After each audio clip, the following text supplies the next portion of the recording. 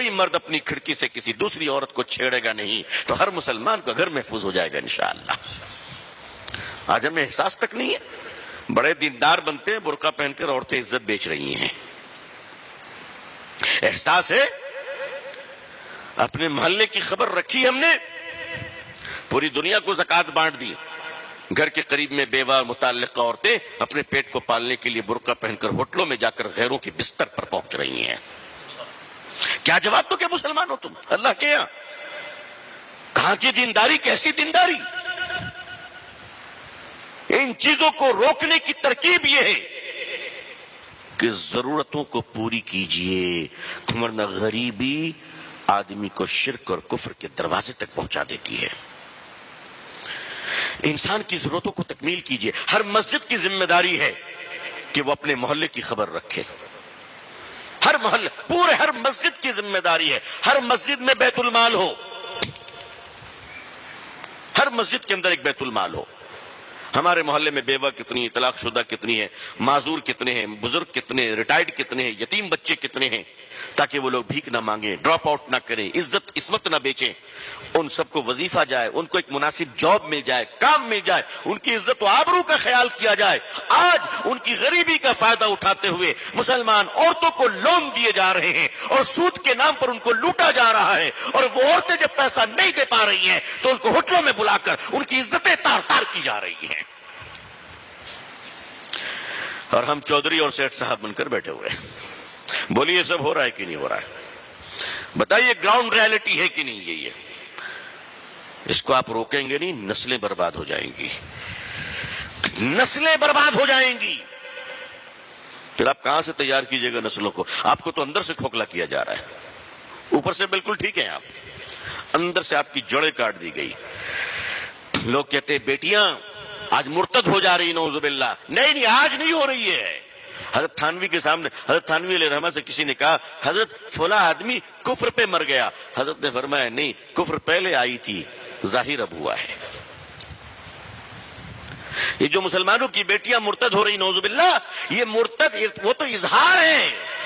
سوچو کسی کے ساتھ بھاگ جانا وہ تو آخری قدم ہے، کئی سالوں سے رشتے چل رہے تھے، تب تم نے نگاہ نہیں رکھی، تب تم نے نگاہ نہیں رکھی۔ کوئی بیٹی ندی میں کود کر جا رہی ہے تو پورے ہندوستان کا کلیجہ منہ کے باہر آ گیا۔ کتنی بچیوں کو اور کتنی بیویوں کو آگ لگا کر مارا جا رہا ہے، زہر دے کر مارا جا رہا ہے، تب تمہارا کلیجہ باہر نہیں آتا؟ تم اللہ سے نہیں ڈرتے؟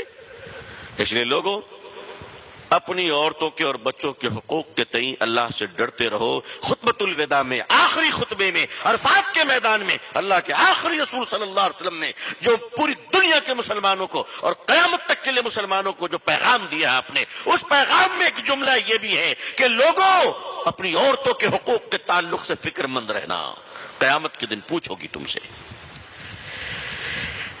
اپنی بیٹیوں کو جائیداد میں حصہ نہیں دیتے، ہاں،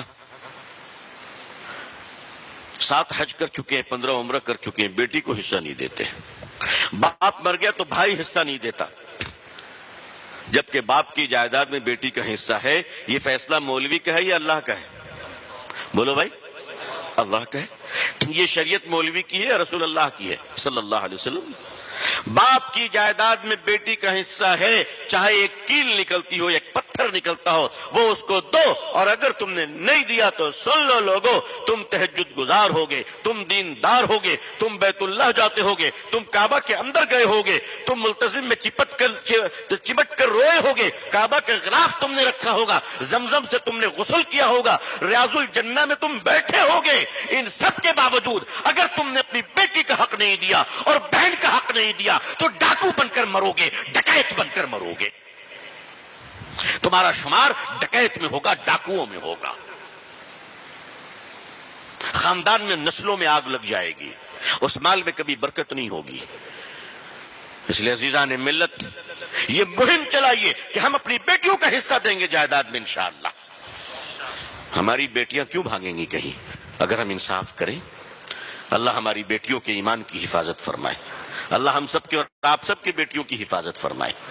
دیکھیے آگ کیسے کیسے لگی ہے، آج ایک موبائل فون میں ہمارے بچے آج اتنے کمزور ہیں، آج ان کی تربیت اتنی کمزور ہم نے کی ہے کہ کوئی بھی آدمی ایرا غیرہ نتھو خیرہ آوارہ لچا لفنگا ایک موبائل دے کر مسلمان کی بیٹی کو خرید سکتا ہے؟ اتنا نیچے اور اتنا گھٹیا ہو گئے، اتنا نیچے گر گئے ہم کہ ایسا تو نہیں کہ ہماری کمائی مشکوک تو نہیں ہے؟ نعوذ باللہ. غور کرنے والی بات ہے. آج ہزاروں لاکھوں مسلم بچیاں کہیں اگر چلی جا رہی ہیں تو مسلمانوں تم اس کے لیے جواب دہ ہو، میری پوری قوم جواب دہ ہے. مالدار اپنی بیٹی کی شادی میں دیکھ پر دیکھ چڑھاتا ہے، ایم پی پہ ایم پی کھا رہے ہیں، ایم ایل اے پہ ایم ایل اے آ رہا ہے، کاؤنسلر آ رہے ہیں، سارے لوگ آ رہے ہیں. واہ واہ کیا پنڈال ہے، کیا خرچ ہے. دو دیکھ کھانے جو ہے وہ ضائع بھی ہو گئے، برباد بھی ہو گئے، کھانا پھینکا جا رہا ہے، کھایا جا رہا ہے، گرایا جا رہا ہے. اور وہ پیسوں کی بہتات ہے اور وہ پیسوں کی فراوانی ہے اور وہ دکھاوا اپنے مالداری کا، اور بارات آ رہی ہے اور پٹاخے اور آتش بازیاں ہو رہی ہیں اور بڑے بڑے قیمتی حال اور ہوٹل لیے گئے ہیں. اور وہیں پر اگر کوئی مسلمان بچی اپنی غربت کی وجہ کر شادی نہیں ہو پا رہی ہے اور اس کا غریب بوڑھا باپ مسجدوں میں کھڑا ہو کر کہتا ہے کہ میرے بھائیوں میری بیٹی کی شادی ہے، مدد کرنے کے لیے مجھے کچھ بھیک میں دے دو تاکہ میں اپنی بیٹی کی شادی کر لوں. جس قوم اور سماج میں ایک مسلمان اپنی بیٹی کی شادی کرنے کے لیے مسجدوں میں بھیک مانگتا ہو، اس قوم کے مالداروں کو ڈوب مرنا چاہیے، ڈوب مرنا چاہیے. غیرت آنی چاہیے، شرم آنی چاہیے. آپ پورے ہندوستان کو پیسہ بانٹو، میں منع نہیں کرتا، لیکن کیا آپ کے احمد آباد کی غربت غریبوں کا خیال ہو گیا؟ آپ کے یہاں کے بیوہ اور طلاق شدہ اور معذور اور مجبور اور یتیم بچے ساروں کی کفالت ہو چکی ہے؟ آپ سے پوچھا جائے گا. آپ کے پڑوسیوں کے بارے میں، آپ کے شہر کے بارے میں آپ سے پوچھا جائے گا.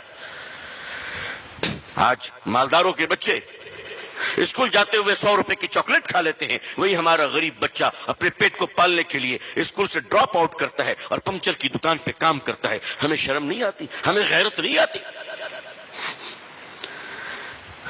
جب تک ہمارے دل میں حضور صلی اللہ علیہ وسلم کی امت کے لیے درد نہیں ہوگا، خیر خواہی نہیں ہوگی، حکمراں بھی ہمارے لیے مہربان نہیں ہوں گے.